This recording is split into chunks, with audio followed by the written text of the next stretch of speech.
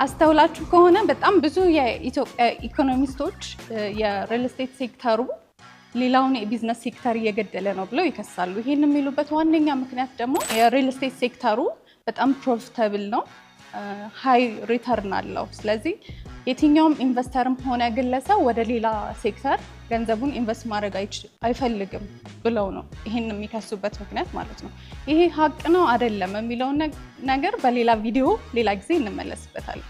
ነገር ግን ሀቅ እንኳን ለመሆን ትክክለኛ ሪል ስቴት ላይ ኢንቨስት ማድረግ ይጠበቅባቸዋል።